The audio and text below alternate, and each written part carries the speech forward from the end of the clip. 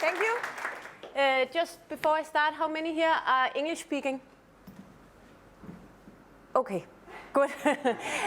I'll continue in English, don't worry. My name is Cortzen, and I think most of you recognize my face from television. I'm very honored to be the proud bearer of change, because I've never really defined myself as a person who changes a lot. When I grew up, I only wanted to become one thing, and that was an actress. I never changed my ambitions from I was a tiny girl until I graduated from college. All I wanted to do was become an actress. And when people ask me, that can be very difficult. It's a very tough profession. You're not how can you be sure you'll be a success, and how can you be sure you'll get into the school? I had no doubt. I was always very arrogant about it. I always said, but I have a huge talent. Everybody knows it, and I will be a big success. So I'm not afraid at all. And that was how I thought everything would turn out. When I was studying in college, I went to this actress, Bodil Jørgensen, who is famous today. She wasn't very famous at that time. She had just finished her training as an actress at that time. And I studied with her for more than 2 years. And she kept telling me that I was going to become a fantastic actress, and it wouldn't be a problem to come into the school or to take the test, because I had such a big talent. So I was very happy for those 2 years. And then the minute I had my final exams, I went to take the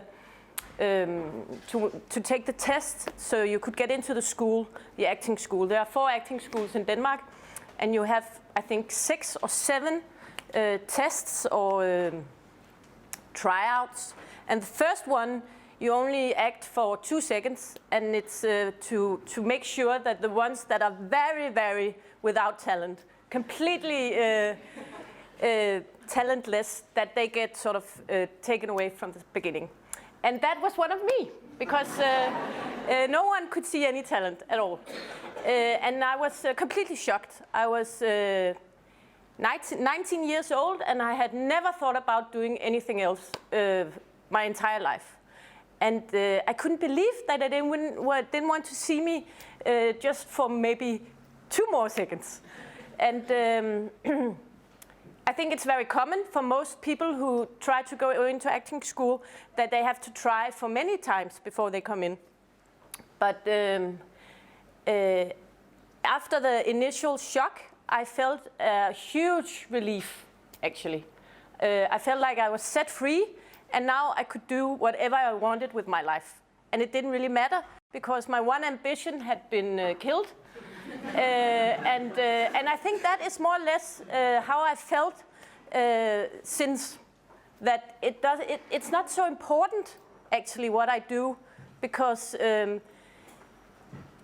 if you have this feeling that it's not so important, that you can always do something else, then it's actually quite fun what you do, and you can be good at what you do, because you don't have this this anxiety or fear of failing, because I failed so huge, so incredibly much, that failure can actually set you free. That was what I didn't tell myself that because I was so young, but I think that's what I felt. I felt an enormous freedom. And then I traveled a little, and then I thought, why don't I go into architecture school? For some reason, I don't know why, because my parents are journalists. I've never been interested in architecture at all. But I wanted to do something creative. I didn't want to take any more tests. And I could get into School of Architecture on my grades. I didn't have to take any exams or do any tests at all. I could just walk into the school. And so that's what I did. I went to the School of Architecture. And I got a huge shock, because everybody there were children of architects, or they had been interested in architecture most of their life. They had gone to several schools before they came to School of Architecture. And I didn't speak the language. I didn't understand what it was about. So the first 2 years were terrible. I cried every day.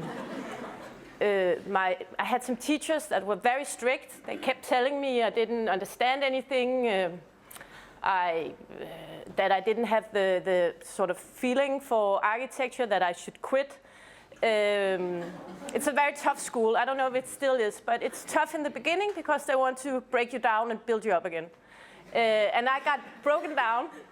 The one person who saved me was a very young teacher at the school who came in one day and saw me crying, and said that I should relax and not be so serious about everything. And if I just sort of developed a language about what I wanted to do, then I could do whatever I wanted. And that woman was Dorte Mandrup, who is a very famous architect today. And she sort of turned it around for me. And instead of trying to understand, I just developed a language that could explain what I wanted to do. And then if you can explain what you want to do, then no one can tell you that it isn't good enough. That was more or less what I learned at the School of Architecture. And at the end of the school, I decided to specialize in graphic design, in motion graphics. I wanted to do title sequences for movies. I was very fascinated with the blend of moving pictures and typography. It wasn't a very big area at that time. Computer graphics wasn't very developed. I think we had one computer in the entire department. So it was a hard ambition to have. So I started I had an internship at Danish television, TV2, where I did motion graphics for television. And I developed a passion. I wasn't a very passionate designer, actually, but I developed a passion for moving typography. So I specialized more or less in that. I was very alone because no one else at the school or in the department knew anything about it, so I had it more or less for myself. My final project from the school was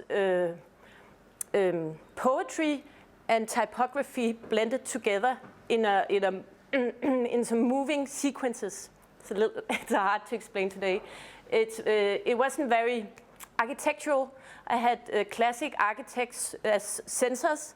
They didn't know anything about what I was doing. But this project sort of was my way of trying to change also the Department of Design at School of Architecture and show them that it didn't have to be typography or buildings, but architecture also could be movement. It was a little bit hard to convince them, but I think I tried. Right after school, I was working at an advertising agency as just as a half-time job. And then I read one day an ad from Bodum, which is a big design company, the ones with the coffee cans. They have their headquarters in Switzerland. It's a Danish company, but they are placed in Switzerland. My boyfriend at the time, my husband today, he's half Swiss. And I just saw this Danish company. They wanted an art director to come and work for them in Switzerland. And I thought, Switzerland and Denmark, and that's fun. So I applied and I got the job. And I hadn't really thought about it. Right after school, when I was finished, I was flown to Switzerland and put in a huge glass office looking over the mountains and all the cows. And I had 4 people as my employees who had to take what I designed and make it ready for production. And I had no idea what I was doing at all. So I worked there for some months. I was doing packaging for products, manuals. I was making big posters for all the stores. And I had never been interested in doing these things before, but suddenly I was interested in it for some reason. And then I got a call from DR, who's asked me if I would like to come and help design the new identity for their main channel, DR1, who needed a new logo and a whole new way of presenting their programs. And I had been in Switzerland for 8 months. And I thought, well, why not?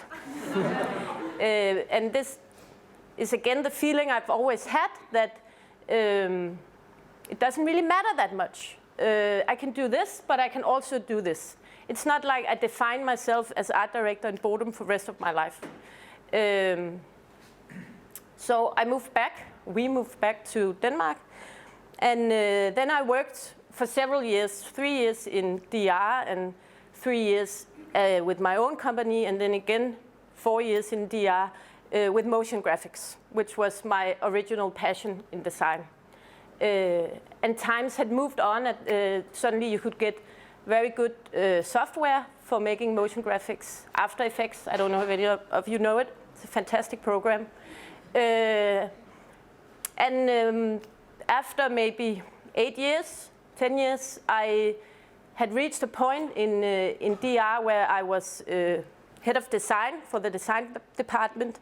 I was also placed in the strategic part of the corporation, working with design strategy, and I was extremely bored because I didn't design anymore. I didn't use any of the programs that I loved. I was having meetings all day from early in the morning to late in the afternoon. I had 3 children, and I didn't feel any passion at all. I only felt frustration with DR, which is a huge company with a lot of people who attend meetings all day and doesn't do anything. DR, it's hard to explain, but DR is like 2 columns. There's one that's the production that produces all the things you see in television. And then there's media, which are all the people who think about strategies and order the programs and try to find out what does people want to see. And I was in that column. I was just extremely bored. And I'm a restless person. If I get bored, I tend to just quit my job. I've done that before, and I was the same week where I was contemplating just quitting and just waiting for something else to happen. The same week, one of my friends in DR asked me if I wanted to come and attend a casting session to become a host for a television program about television. And I thought, why not? Because I'm going to quit anyway. So I might try it out. Actually, I had plans to maybe try and make some programs about architecture. That was what I was contemplating, but it can be a very big task to make your own program and pitch it. So I went to this casting session, and as most of you know, then I suddenly appeared on the television screen. And my boss, who had hired me as head of design at the sort of strategic level, he wasn't pleased that I wanted to become a TV host all of a sudden. I had only been in this new job for a few months, and he had designed it especially for me, which was very nice of him. And he said I had to choose. I couldn't do both. And if he had to give me a good advice, it would be very, very, very stupid of me to become TV host when I was at the top of my career in DR. It looked good on my CV that I could write head of design. It would look really bad if after head of design I would write TV host for 8 weeks. Because that was all I was supposed to be. In the beginning, 8 weeks, maybe a month, and then they would see how it would turn out. And I got so annoyed with the whole idea that you should stay in a job because it looks good on your CV. I think that is the worst reason to stay in a job at all. And I was annoyed that he wanted to advise me in this way. If I had been his boss, now I had been boss for a lot of people for many years at that time. And if it had been one of my employees, I would have said, that is fantastic. Come back with a lot of inspiration and do what you really burn for. That's the kind of people I would like to have in my company. So I quit my job, and I said yes to trying and do these TV programs, and it turned out that it went quite well, actually. And it was fun, and I didn't have any responsibility anymore. I didn't have any employees. I only had to stand in front of a camera and be myself. And all of a sudden, I could feel this actress ambition. And without really wanting it, I had come full circle. I had sort of decided I never wanted to do anything with acting again, ever. I felt like I had a phobia. I didn't go to see plays or anything. I didn't read interviews with actresses or anything because I had just turned off that ambition. And suddenly I was acting, and I liked it. I've been doing that for how much? 5-6 years. I've been hosting TV programs, and then I got a little bored. After 5-6 years, the feeling of something new and exciting was gone, and it was more or less this feeling of routine again. I still like hosting, but I want to use my original training as a designer and an architect again. And I met this man, Frans Longi, who owns Kæler, which is a design company. And he has passion and fire and good ideas. And he's a trained architect as well, but has done a lot of other things in his life. He is sort of like the same spirit as me, although he's an old man. We're very much alike. And the minute I met him, I knew I want to work for this man. I think within 2 seconds after meeting him, he asked me if I wanted to come and work for him. And this feeling you get, I don't know if you tried it, but if you get this immediate feeling of wanting something, of knowing that this is a good opportunity, you should always strike. You should always say, no matter, I've had a great success and a great job with this, but if you have this feeling that this is going to be great, you should do it. So I said yes to Frans, and without any of us knowing exactly what I was going to do. But we talked a lot about Kæler, Kæler's history. Kæler is an old company that goes back to the 1800s, where the products that Kæler made attracted a lot of interesting people from all parts of society and all kinds of both writers and painters, artists and politicians. And I like this idea of culture being more than just a little box where we go to a museum and watch some paintings, and that's why I've said yes to this as well. I think we should open up a lot more and talk more about what we do and what our passion is, so we can sort of bring it on to pass it on to others. So that's what I've talked with Kæler about, and that's what I'm trying to do. I just started, but I want to sort of see if I can pass on this passion that the original Kæler design company founded so many years ago. Thank you.